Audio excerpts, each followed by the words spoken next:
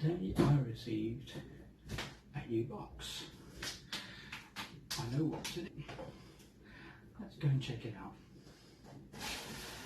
This is the 4th Kickstarter for a game from a company called AEG, and this has been a very long-standing product of theirs called Thunderstone. So let's have a look. We have very well packaged. In fact, hopefully not destroy my table in the process. And we'll see what comes inside. Lots of cards.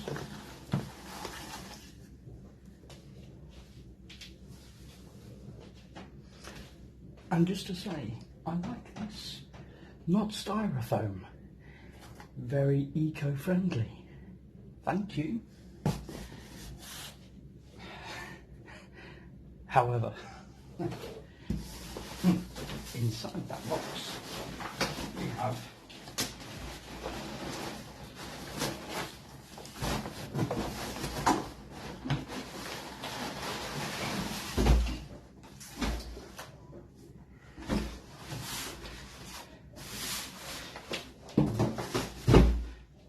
a considerably smaller box. There will be a reason for this madness. Okay. As I mentioned, this is Kickstarter number 4 for Thunderstone Quest.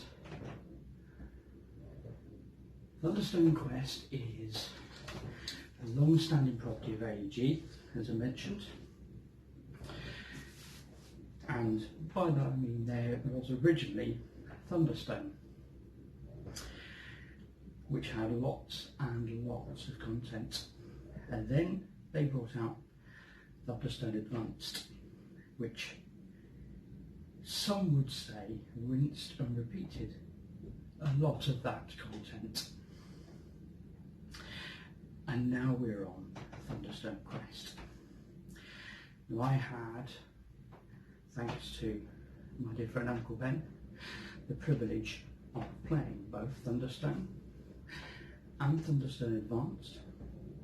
And when the opportunity came about several years ago, when AEG were publishing Thunderstone Quest, I leapt at the opportunity because I thought, do you know what, actually I really enjoy this game. And one of the key differences they talked about bringing out with this was solo mode, true solo mode, not having to play two hands and effectively play a multiplayer game cooperatively by yourself, but an actual genuine solo mode that intrigued me. I was in on that. However, it didn't actually come in this box. What they did produce was then Thunderstone Quest Barricades Mode. And Barricades Mode significantly and substantially changed Thunderstone in a very good way.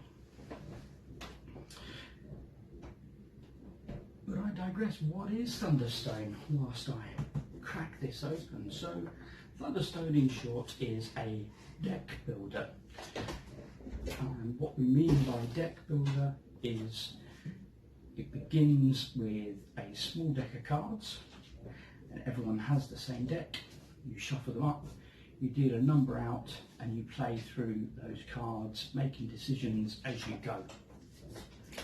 And then as the game progresses, you get to choose to add more cards to your deck, therefore building your deck. In essence, that's it. In its simplicity, you are building a deck to become more efficient, more effective at playing the game. And what is this game? Well, it is, in essence, a dungeon crawler. Although when it started, it didn't actually have a dungeon to crawl through. You see, it was purely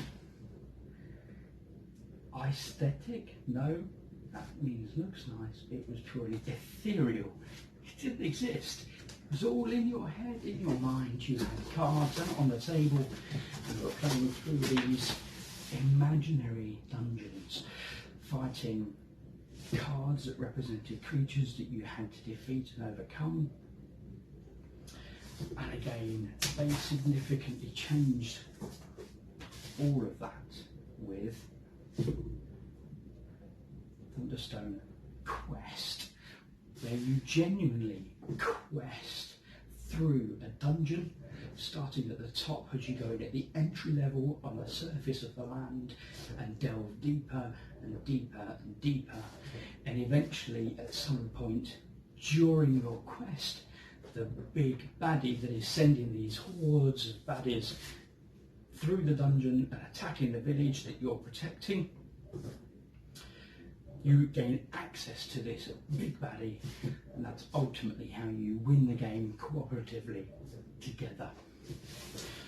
So, Kickstarter number 4, the enemies among us. That's right. 1, 2, 3 big boxes comprising, in essence, the same game. But what it's giving you is and greater variety to your gameplay. This is Kickstarter 4. And I knew there was no way the additional cards coming in this box were going to fit into what I already have here. Here I probably have well in excess of 2,000 cards, and this continues to add to that number. But not just cards, they added quite a number of additional bells and whistles, as well as variety. So let's dig in. What comes in this delightful box? So that is what is on the back. Enemies Online is a competitive or cooperative deck building game of fantasy adventure designed by Mike Elliott. So, head back to the world of Thunderstone Quest with 2 brand new quests. And that's what's included in this box. The shadowy realm of the Everwood has laid claim to the lands of Thunderstone Keep, bringing out the land's primal nature. Can you draw strength from these corruptions whilst resisting the call of the darkness? And then brace yourself as Miraciel, the Scion Defender who tried to end the world, is back with vengeance. But this time she's not alone. The Scions are invading our world, and it's up to you to fend off the assault and bring to an end to this epic mythological arc. An end to this mythological arc. Will it truly be an end? Will this be the last Kickstarter that AEG produce for this rendition of Thunderstone? Will we potentially see something completely different yet again? Maybe. Will I be up for investing into yet another version? Probably not. As I mentioned, I didn't engage in the first 2 iterations of this in the original Thunderstone or Thunderstone Advanced. When Quest came along, having tried Thunderstone and Thunderstone Advanced and enjoyed it and saw the differences between the original Thunderstone and then the changes for Thunderstone Advance. But yeah, okay, happy to give that a go, knowing that there were going to be a lot of cards, a lot of content. Now, let me just for a moment and think of me, because I'll have to remember now which is in which box. What do I mean by a lot of cards and a lot of content? Well, these are quite hefty. This is the original box, but I have since divvied contents up between the two. You get a nice little lift out layer, very helpful, and you get a number of cards and trays to hold said cards, a lot of cards. So that's what comes in the first of the boxes, and as mentioned, you get dividers for all of the cards, and what I've done is I've gone ahead and I've mixed up all of the different expansions that have come after the original, and I've listed them out, as can be seen here, into the core game elements, so the starting player decks, etc. Then moving on to the adventurers and the heroes that you can have at the village to hire, and then the items, the weapons that can then also be purchased from the village to aid you. And this is how you're building your deck, is you're either turning pleb adventurers into mighty heroes and advancing them, or you're purchasing heroes to come and join your party. And as you move through the dungeon and you level up, these heroes also then can gain, you can spend experience that you acquire to level up your heroes, which make them more powerful to defeat stronger foes as you work your way towards a point in the game when the big baddie becomes available to attack. You can also then equip your heroes with weapons. In addition to that, you can also acquire spells that represent your party having spells available and magical forces that you can summon against the foes that you're facing, as well as items. Weapons have to explicitly be associated to a hero in order to use them, as well as spells and items don't have to be, but often have benefits associated with having particular types of heroes in your hand at a given time. So for example, you may have a magical item that says if you currently have a mage in your hand, then when you play this item and it enacts its ability, it will give you bonuses in accordance with the number of mages in your hand and the level of the mage and things like that. So that in essence is how that works. As mentioned, you have the core game rulebook, and then they had a quest book. So these are additional stories you can play through. And they had they spelled out all the additional contents that you get with the expansions that came with the game. Ridiculously voluptuous content. Very, very well produced, excellent graphics, excellent layout throughout, very easy to read. There's no, the writing's too small or any of that. Fantastic job.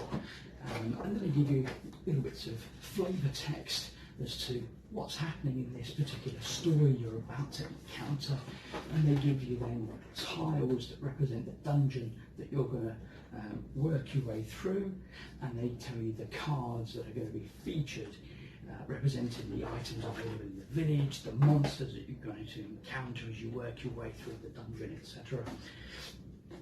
And then, as I mentioned, you have kind of a playing board. You can, of course, absolutely play without the board. And there are two sides to the board. because you have a barricade and a non-barricade mode. Where in essence you have represented the areas where you would lay cards out available for purchase, and then down this side you have tiles that feature here that represent the different areas of the dungeon you're meandering through, and you would have then decks of cards here representing level 1, 2, 3 monsters, and then at the final level here is where you would face off the big baddie. And at the top here you would have a pool of resources that you could acquire, such as food to recover, to make you stronger as you battle against your foe. You can acquire lanterns that can shed light, because the deeper you go in the dungeon and certain rooms have different light requirements, and you cannot go in there, because why would you venture into a room that is so dark you cannot see, knowing there's bad stuff in there? You wouldn't do it. So you would buy some lanterns to aid you with that, and of course different heroes, different items, weapons, etc. can have light values. I mean, you don't have to go down there with lanterns, you have those attributes available to you. And finally, you can of course acquire potions, health potions, to heal those wounds. Wounds, yes, you will absolutely be gaining lots of wounds. Now, the packaging I mentioned, why was that box so big for such a small box inside, for yet another box inside? The reason for that was Kickstarter 3. They brought out another 2 expansions with Kickstarter 3, and they had issues. They had lots of issues. There was damage on the books, there was damage on the cards, there was damage on the game boards that came in. These aren't thin, but these were getting damaged, and unfortunately it was just down to the packaging, the shipping, and there's absolutely a reason why this latest Kickstarter went above and beyond in the packaging to make sure absolutely no damage at all. And as you saw, even just that external box, that is pristine. There is no damage there whatsoever.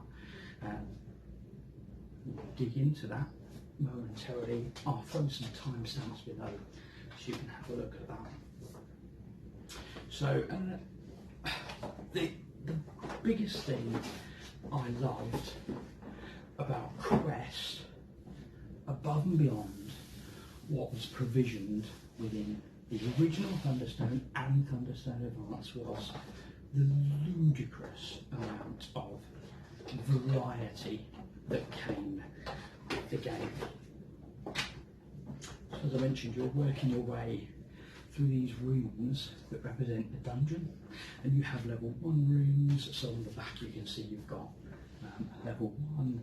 You'll then have another bunch of rooms that are level 2.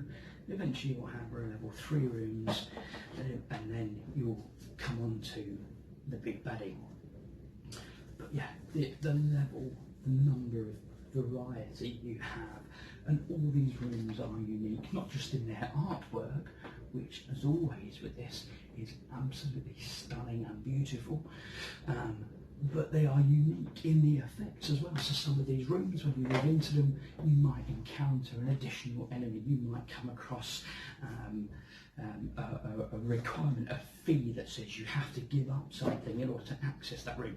You might have to have a rogue, for example, in your party, in your hand at the time, in order to access that particular room, representing the fact that there might be a particular trap there that you cannot bypass, you cannot gain access unless you have a rogue. And again, what you'll have is 2 level 1s, 2 level 2s, 2 level 3s. So occasionally you get things like that on one side, but not on another. So then you're also working out, okay, if I traverse through this way and then bypass that room, go down this route instead.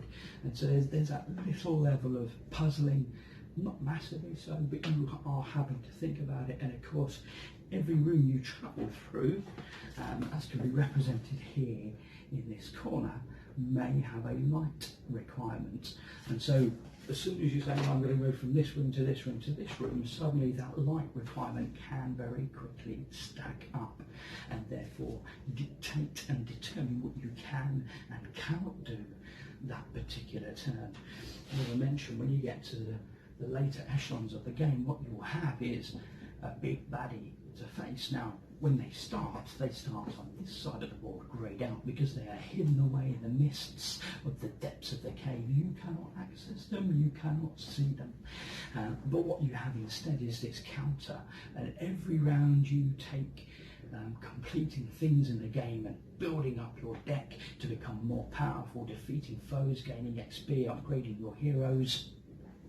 Every step you take, the monsters keep coming, more and more and more, and you get this genuine sense of ramp within the game, which again is tremendous. You didn't have that previously with the original Thunderstone and Thunderstone Advance. You had a sense of ramp in terms of the foes you are facing would get more powerful, but this genuinely introduced that sense of we need to press in and we need to overcome it, and the faster we can overcome and defeat this bad guy, the faster we won't get completely overwhelmed and the village being attacked that we're trying to defend is annihilated. And again, there's the other thing I like is there are rules explicitly for what level of damage is acceptable within the village. So you may have, okay, there's different areas of the business that already showed to you, so the marketplace where you would purchase those items at the top of the board. You'd have the area where you would go and purchase your goods. You'd have a temple where you could go to heal. There's these different areas represented within the village, and you would go and visit these with you've got a little meeple, which is actually in this other box here, and there are a number of damage marker or locations within each area of the village, and when the village takes damage, you put a damage marker out of the bag, put that on that village tile, and that represents the fact that that area of the village has now taken damage. Takes enough damage, it becomes unavailable. You can no longer go to that area of the village, and then, like I say, you can vary the amount of acceptable damage. So if you want to play proper hardcore, if the village takes one level of damage, it's over. Alternatively, if you could play it where if a location is completely destroyed, the game is over. You can vary and agree when you set up the game what is acceptable and to what extent do you want to play, which again I really appreciate. So that is, as I mentioned, a culmination of what's in the original Kickstarter box, as well as some of those additional boxes that came as well.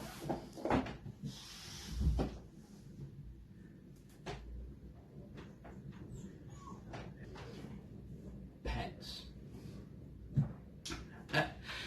So what they introduced then with this additional box was the Barricades Mode.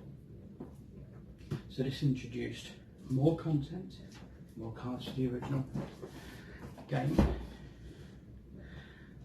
but considerably changed how the game operated because it introduced dice which weren't in there before.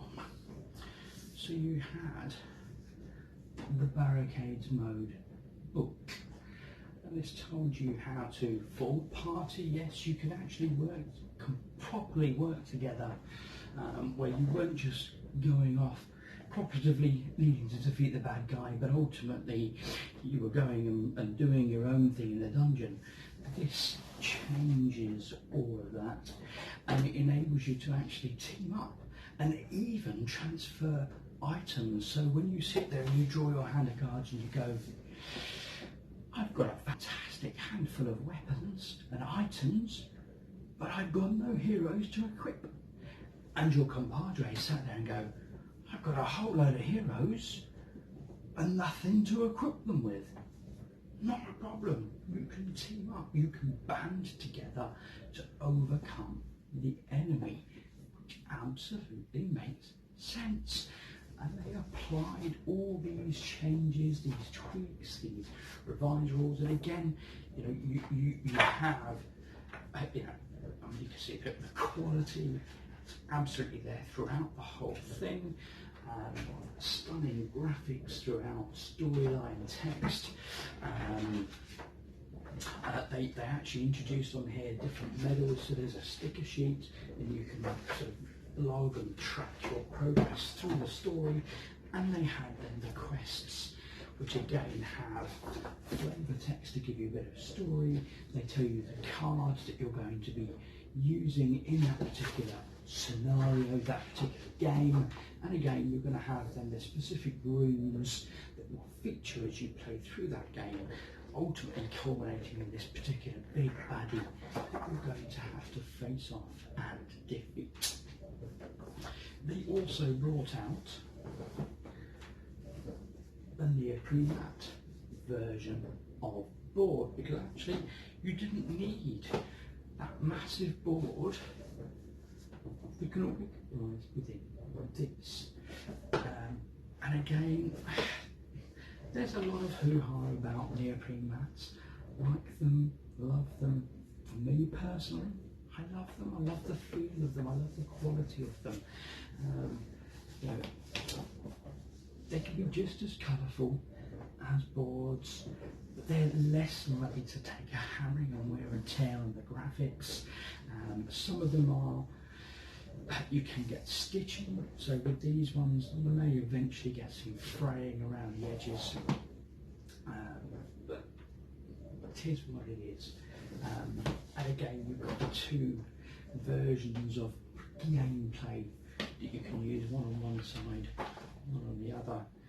So this box for me features, let me just make sure I have a little bit of space in this one. More cards, again all organised, and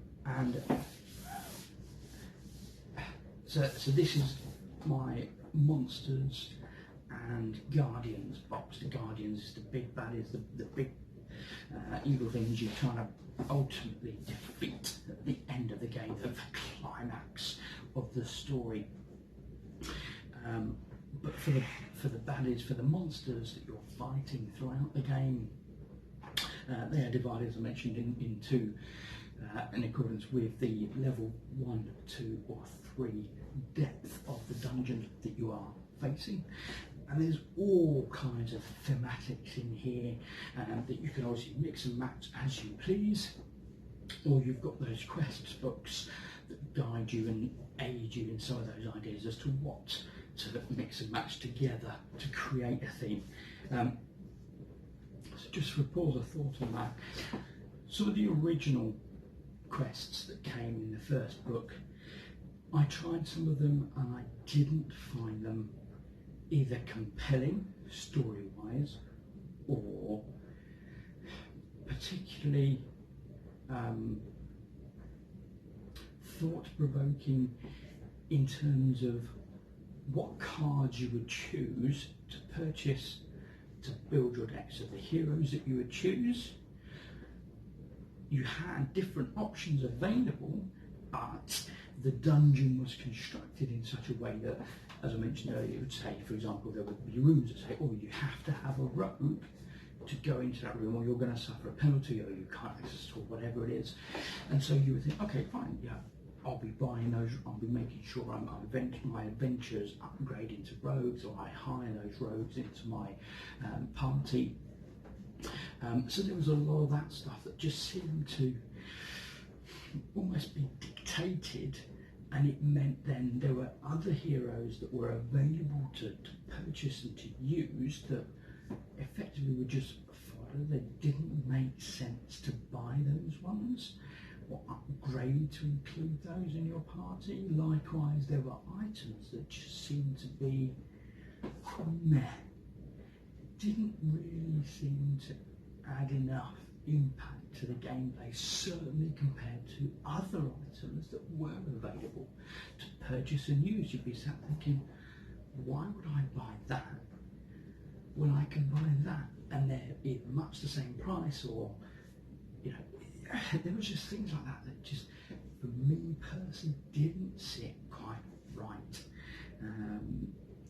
And maybe that's just me wanting a more complex choice, and I think they have absolutely introduced that as they've gone on, that as they've introduced more and more cards, as they've obviously mixed in the other cards with the new cards, you end up with a much more varied, but I'd say almost complete game experience.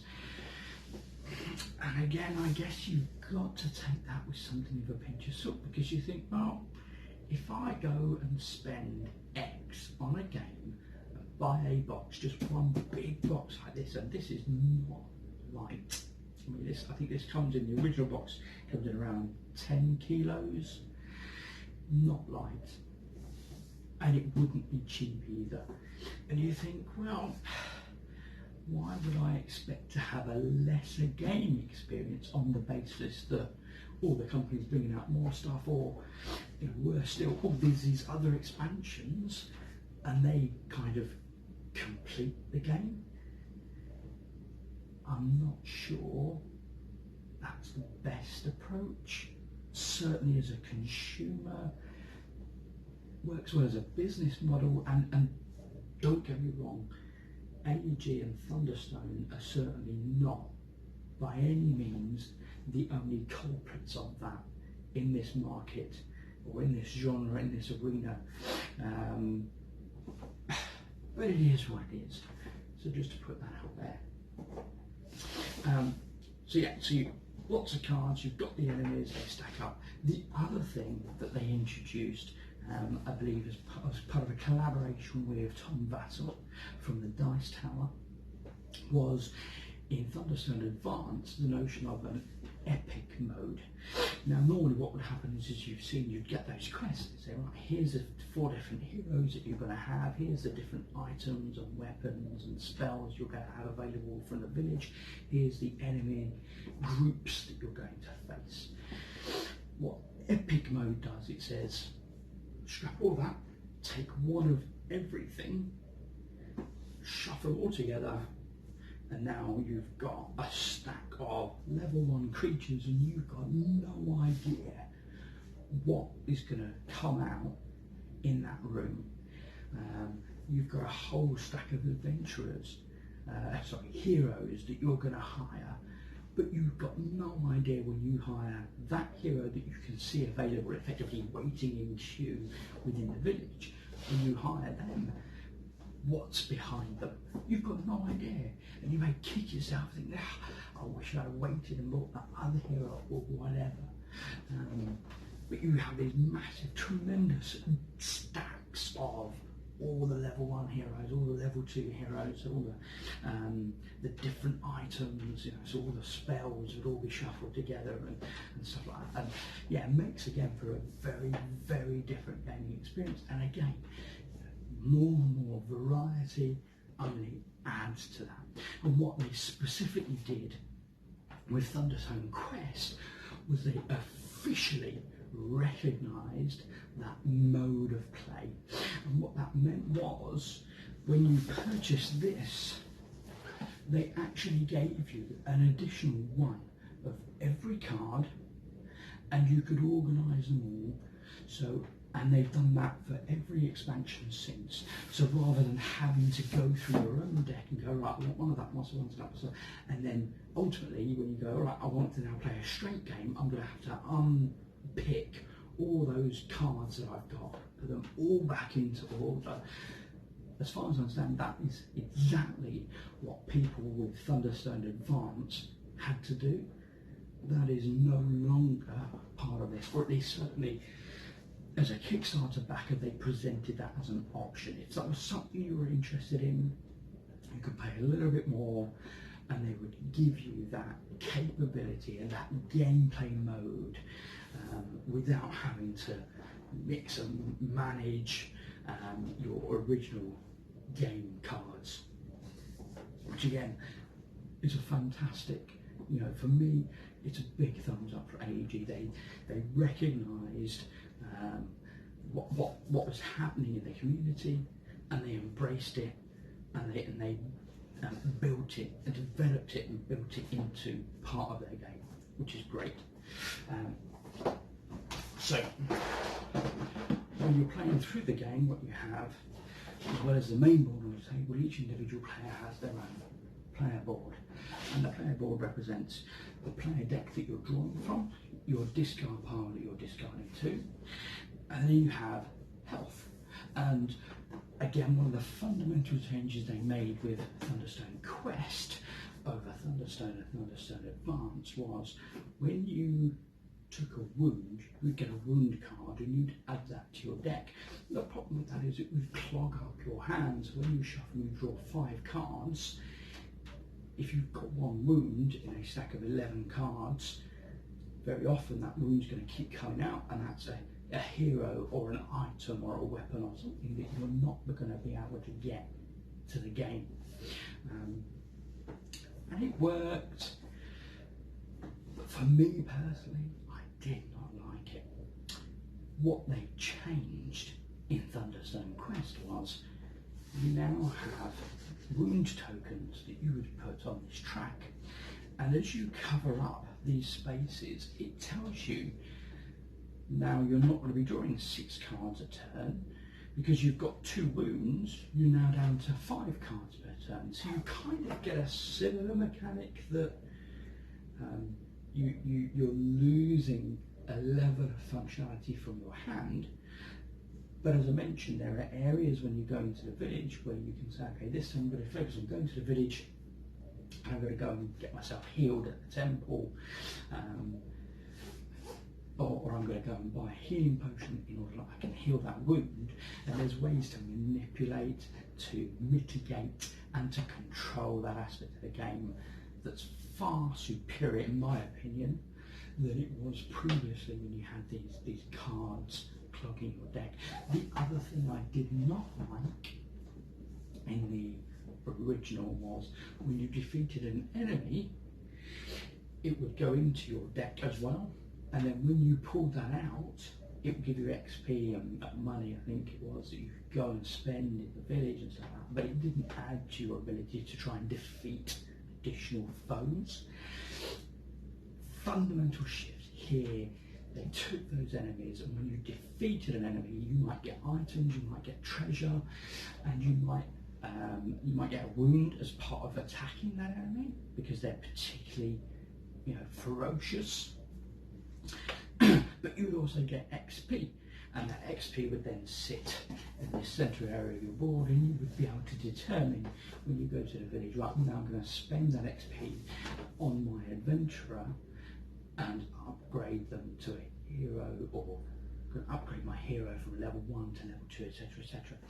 And again, just thematically, as someone who's grown up in role playing, it just was a game changer for me. It just worked so well, so seamlessly, integrated. It was brilliant. The other thing they then also introduced in Barricade Mode was lots of stuff. So there was additional ways that you could booster your party with different kind of factions, is it? So you can use these in Barricade Mode and in normal mode, so you can actually flip the card around. Again, the attention to detail on these things, the amount of effort that went into focusing on the gameplay, tremendous. They gave you a tray for all your tokens, so you've got your experience tokens, you've got your food, your bread, your lanterns, your healing potions, you've got your wound tokens, and again they introduced, in one of the later expansions, they introduced frost wounds, which work and react differently to normal wounds, and when you heal them and deal with them, again, works so well. And they also added some quite basic but quite pretty little meeples. Obviously you can spend a bit of time painting those, what have you, but nice little touch. They don't massively correlate to particularly specific heroes that you would acquire playing the game, but they're just representational of something you can put down to say, right, I'm going to the village, I'm going to the dungeon, I'm going to this area of the dungeon, right, are you going to join me? Okay, you come to that area of the dungeon. So it just works, because now it wasn't just an ethereal proceeding through the dungeon, but there's no actual dungeon to proceed through. It's now a physical, there are locations in the village, there are locations in the dungeon. It works. The other big thing they added then was randomness. So there are a number of cards that mean you can roll dice when you activate stuff, and they gave you some very nice, large, chunky dice. And for me, I like large chunky dice. I like to have great big 6-sided dice. That's probably 18mm. Really nice, good feel on them. Very easy to read. They've got rather than pips, they've got the actual numbers on there. And yeah, just really nice. I like those. Feel great. And they've got like a kind of metallic, mottled marble effect on them. Brilliant work. And then with the Barricades mode, you had these 12-sided dice that would determine, and they would have different symbols on them. Some of the symbols meant you could either draw an extra card, or an extra monster would be attacking the village, or the village would just instantly take a hit. So a monster has snuck through your guard, your defence, and has managed to land an attack on the village.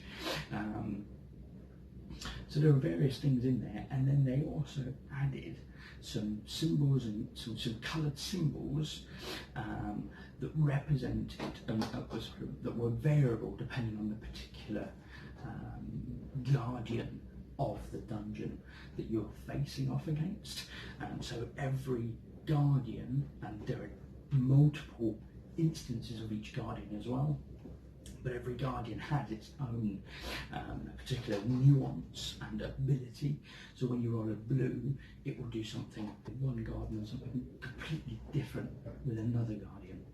So again, stuff like that, additional variability, impact on the game, absolutely love it, fantastic stuff, brilliant. So that is everything that has come to date. So what's the new thing? I finish putting this eventually back in the box. We can dig into the new thing.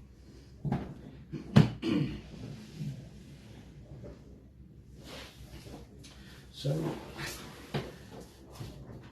as I've already read, the blurb off the back, this may well be the final Kickstarter for Thunderstone Quest. And do you know what? I'm happy with that. I feel satiated. It feels like a natural point of progression and advancement in this immense story. Enemies Among Us. There were a couple of things that grabbed me when I was watching the trailers and the advertisement for this iteration, for this expansion for Thunderstone Quest. One was Gothic. Vampires, zombies, the undead, stuff like that. For me, I enjoy that theme. I know there's a lot of folk out there that do not, and I know that there are a lot of people out there that are absolutely put off by the the imagery and the different themes within this game, because you know it isn't just treants and trolls and goblins. There absolutely are demons and stuff like that in here. It does get quite dark, and some of the imagery is quite dark. For me, not bothered. It plays well, it works thematically when you come up against different enemies. They are fundamentally different in what you have to do to overcome those foes, and it works. The other thing I liked was there was a sense of story that I didn't get with the other games. It made mention in here about this mirror cell coming and almost taking control of people you'd walked through and adventured with to date within the game. These heroes you'd come to play and experience and love and almost build something of a relationship with as you take down these guardians and have these tremendous combinations when you get to that end game state, when you absolutely claim the victory. It does create a sense of delight and attachment to a degree with these heroes. And one of the things that intrigued me with this was this notion that actually some of those heroes have turned. They have been influenced by Maricel as she's come and poured out her influence on the world, and so these heroes that you've adventured with and come to love suddenly are no longer for you, they are against you, hence the title, Enemies Among Us. And so yeah, for me, that was one of the things that intrigued me with this Kickstarter number 4. Now, I don't know what's in here, it's been a while. As I mentioned, the last expansion that I got was cards, dungeon areas, guardians, and the new quest, little sort of A5, A6 quest books. This is a box. I didn't have to get the box, but I figured it was time for a new box. So I'm interested to see what comes in it. So to start off, we have a rule book with quests, as we've seen before. So there will be new rules that are being introduced. Again, just love the graphics on there, and obviously they use this lightning bolt to divide the fact that in essence you've got these two quite distinct different themes and quests going on. So let's have a look. Unpacking the box, there's a bunch of new cards, which we'd expect. There's a bunch of new guardians. In fact, it's a bunch of guardian guides. I guess they're for guardians. As well as dividers. Now this was one of the things that actually was, for me, was getting to me. Was, as you saw, I had those lovely rows of cards, brilliant, and each of them had dividers. You could very easily flick your way through it. So you'd open up a book and say, right, okay, I need that enemy, they're alphabetised, right, got that one there, job done. Brilliant. The complaint I had was the dividers of card, and they obviously are bigger than normal card size. And then as you're flicking through, you're catching the edges with your nails, and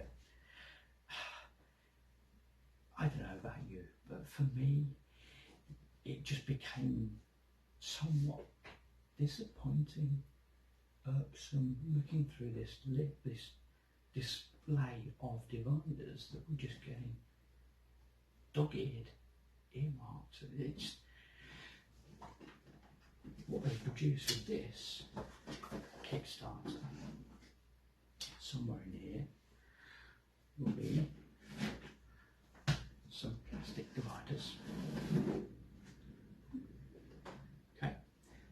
the normal tray divider that we've had before.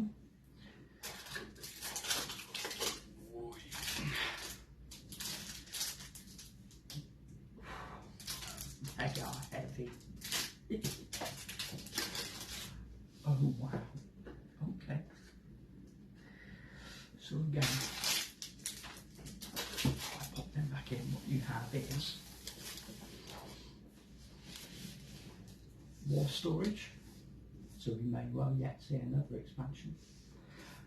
More storage and cards for the new quests.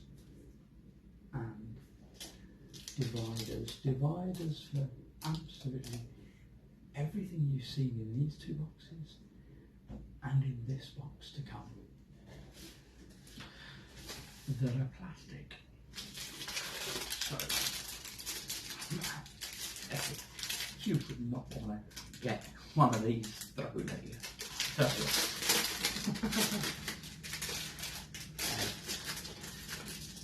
a look at these. I don't know.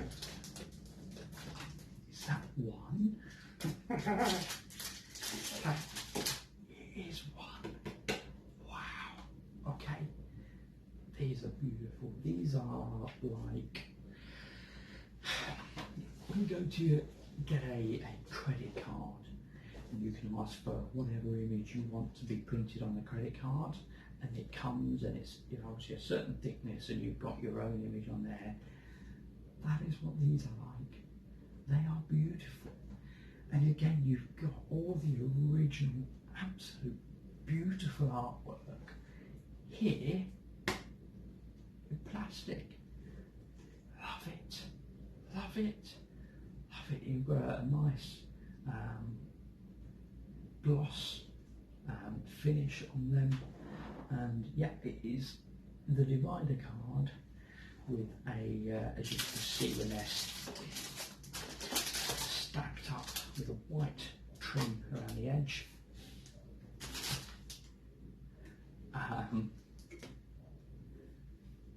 But yeah, we really like that. So the way they work the dividers was, of course, you had a colour code system as to, so this is a hero, so all heroes are blue. You have the name of whatever the card is on this side. So you can obviously alphabetise them and very quickly flick your way through to find what you're looking for. And then they also included here the icon indicating the expansion that came from. And again, they used that absolutely brilliantly throughout.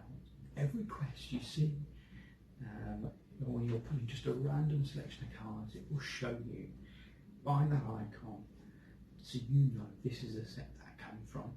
Now, for me, it's not a problem, because as I've shown you, I organise all my heroes, all my weapons, all my items, etc., and it doesn't bother me what set they come from, because all I'll do is I'll pick a quest, I'll say, right, I need this hero, this hero, this hero, this hero. I'll go and look for them in alphabetical order, whip them out, stick them on the board, and I'm done. The advantage being, of course, it means I can play, or rather get the game to the table very quickly using that system, and I like that. If I was organising by different quests and then the quests started to mix up different, or I'll have someone from that quest, someone from that, for me, it just doesn't work. But that's me, hey, that's me. You do you, I'll do me. For me, I found that this system works, and it works well. You know,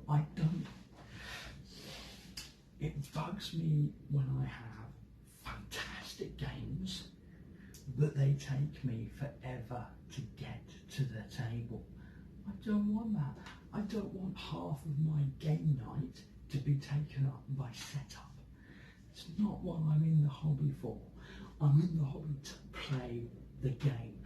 That's what I want to get doing.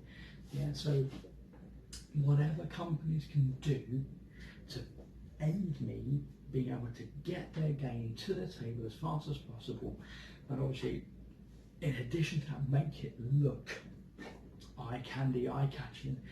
People walk past, what's that playing that? Oh, it's interesting. Love it. All that, absolutely love it. And what I love about this is because it is co-op, or certainly you can play it, and I tend to play co-op as well as solo. You just get that genuine sense of camaraderie, of discussion, of, well, I've got these and you've got those, well, we could do that, we could go over here, we could do this, we could, and you're talking, you're discussing, and you're planning and trying to work out, okay, if I make those decisions this turn, the Guardian is going to move one step closer to coming out or being available to defeat. Is that decision this turn the best that I can do, or am I better to do something else? So yeah, brilliantly designed, incredibly thematic. I find personally, I think you get a genuine sense of doom creep, if that's a phrase. This sense of dread, this sense of impending doom, this escalation that just keeps coming and coming and coming and coming. Like I said,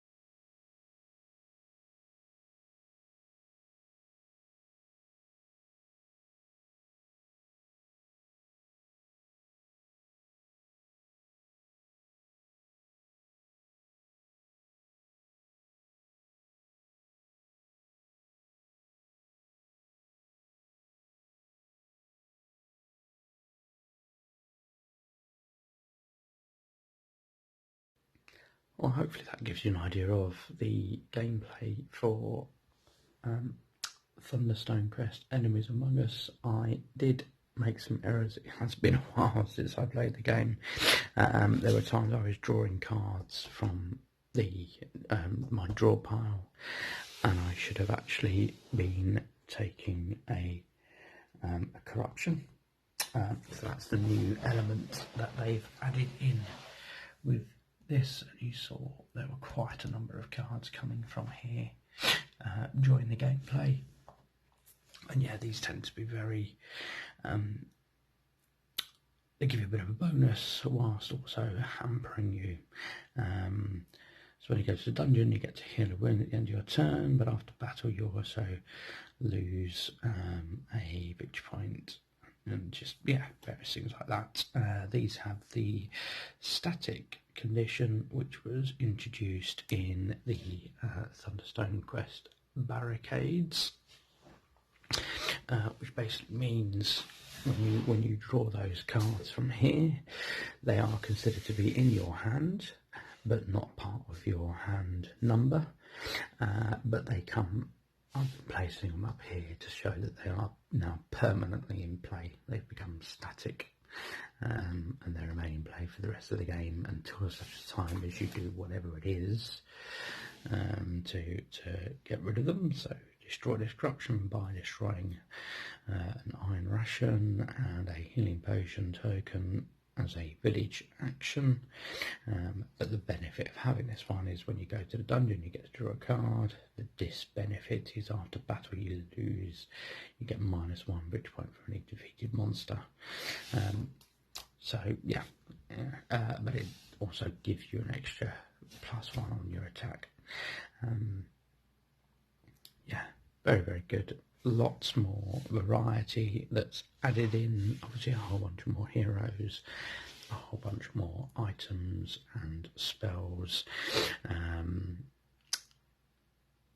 weapons. The idea of this Barricades mode is, depending on the level of difficulty you want to play, and there are various levels, in extreme mode, effectively, as soon as you take one of these tokens to any location, that's it, it's game over. The village has been attacked and they effectively no longer trust you as their protectors. On a more lenient version, you may say, when a particular area of the village, a particular building falls, that's it, they've lost your trust in you. You can spend, if you any point during your turn you acquire 10 gold, you can go to the village and you can spend that 10 gold as depicted here and flip this over, and what that does is it creates a barricade. So when this token comes up through whatever means in the game, you get to ignore that and flip this over to indicate that your fortification for that area of the village has protected that area of the village. Like I said, these were introduced into barricade mode. I was dubious of the timing of 30 to 90 minutes, 1 to 6 players in the new barricade mode for solo play. But actually that wasn't too bad. I was about 40 minutes for a solo game, and like I say, that's me being particularly rusty. So yeah, no, very, very good. So yeah, in the quest books here, in the new chapter 10, Rising Darkness, you get all these additional cards, and then you get these quest texts that you can then follow through a bit of a storyline, and it gives you your adventure card list and the layout of the dungeon and the items and whatnot, as well as the baddie at the end that you'd see. And as you can see here, this is where I say about you get your figure, your miniature. Obviously they do not come painted. I mean, this is just a very, very, very quick Zenithal undercoat, followed by some contrast paints. But just fights the grey, as it were, slays the grey, and you can start off with rats at the top, and then as you work your way down, and I like the fact they've got these little doors representing this. You work your way down for level 1 creatures, level 2 creatures, as indicated here, with their various bonuses and whatnot. Working on to level 3 creatures, and eventually, as we saw, this flips over, revealing that you can now gain access to the Guardian, at which point you have to try and cause, in the case of Solo Mode, 2 wounds to him, and obviously the more people playing, up to 6 players, multiple wounds, and every time you're delaying that, you're rolling this number of dice, as you are seeing over here, which have various effects throughout the game, and that is per player. So yeah, I'm sure you can imagine, 3-player game, you get up to this last point, 15 of those dice being rolled. The other thing I did significantly neglect and continuously forget was this, the other addition they added out of the Barricades mode was this prestige cards, and again these are really nice. You've got both modes. You can play Barricade mode, or you can play normal competitive mode, and they just give you additional way of expending your experience points, but to actually level you up and give you benefits. So, for example, with this particular Night Stalker, whenever you're on a trophy, once per turn you get to discard or gain a corruption, and then after you spend a couple of experience points on it, if you roll a wound, instead of taking a wound, you also get to resolve your trophy action. So yeah, so just things like that, nice little benefits and bonuses. But yeah, overall, very, very good. Plays very smoothly. Obviously, as with always with Thunderstone, this is part of what came. There is obviously many more baddies, items, spells, equipment that can be utilised and played as part of Chapter 10. And then in addition to Chapter 10, this also came with Chapter 11 as well, in this particular case, which is Mirror Cell's Return. As you can see, a whole another stack of cards for that one, as well as another prestige track that you can utilise, being the Riftwalker, with very, very different apologies for their abilities that you can gain and acquire and level up as you're playing through that. A plethora of more dungeon tiles that ultimately you can mix up as you please, but there will be a number of set scenarios and quests within there, and Mirror Cell's World Destroyer's Lair. Seen these guys are Marvel fans? Yeah, and again, obviously the dice, again, completely different impact on gameplay when you're rolling those dice. So up to 8 turns in, and then you flip the board, and as you can see, slightly different, goes up to 12 turns for this one when you're rolling 6 dice. Yeah, various different effects, and yeah, different abilities and whatnot. So yeah, hope you've enjoyed that, give you an idea of the game. Yeah, as always, fantastic artwork all throughout. A really, really nice version of Thunderstone. It's ridiculously streamlined, very simple and easy to table and play through. Obviously, because of the nature of the graphics, and there's a level of agency that generally would be considered 14 plus. I think you probably get away with 12 plus, but yeah, certainly some of the images can be quite graphic from a kind of horror sense, so you do need to go in with that level of knowledge. You know, if your kids are the likes to have nightmares from watching Doctor Who, maybe not the game to be tabling for your family. For me and my household, it's perfectly fine. And yeah, so Thunderstone Quest. Thanks for watching.